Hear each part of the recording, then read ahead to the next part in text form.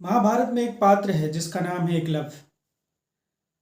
एकलव्य धनुष की विद्या में पारंगत था, काफी प्रतिभावान था, लेकिन उससे उसका अंगूठा छीन लिया गया।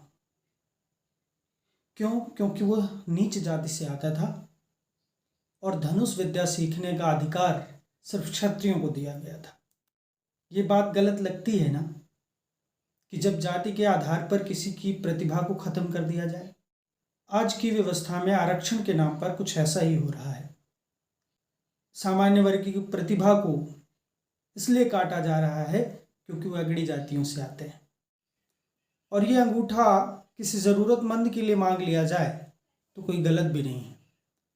लेकिन क्या होगा जब कोई छात्र स्कॉलरशिप की फीस से पार्टी करे और दूसरे छात्र के पास फीस जमा करने के लिए भी पैसे ना हो?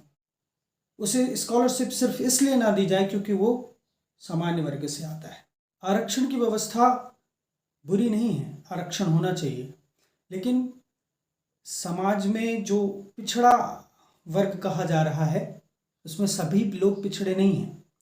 हर व्यक्ति की सामाजिक और आर्थिक स्थिति व्यक्तिगत होती है। मैं आपको एक उदाहरण देता हूँ। मैं जबलपुर के पाटन में काम कर रहा था।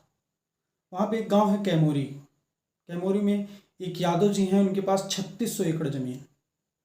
उन्हीं के ज़मीन में गांव बसा हुआ है। उनको राव साहब, राजा साहब कहते हैं। वहाँ पे छोटे राजा आज भी हैं वो। और दूसरी ओर एक राजपूत था, वो पान का ठेला लगाता था। यादव जी आर्थिक रूप से भी समृद्ध थे, समाज में भी उनकी खूब इज्जत थी, लेकिन वो राजा साहब इस आरक्षण की व्यवस्था में पिछड़े वर्ग से आते थे, और वो राजपूत इस व्यवस्था में, जिसकी कोई इज्जत नहीं थी गांव में क्योंकि वो गरीब था, वो सामान्य वर्ग से आता था। तो आरक्षण की व्यवस्था पे विचार करने की ज़रूरत है, वरना हम इसी तरह से कई एकलव्य से उनका अंगूठा मांगते रहेंगे और आरक्षण का जो लाभ है वो सही लोगों तक नहीं मिल पाएगा। अगर हम जिसकी जितनी संख्या बारी उसकी उतनी हिस्सेदारी पे बात करते रहेंगे तो हम कई प्रतिभाओं को कुचल रहे होंगे, कई एकलव्य के अंगूठों को ख़त्म कर रहे होंगे, कई एकलव्य के अंगूठों को काट रहे होंगे। इस पर ध्यान देने की ज़रूरत है।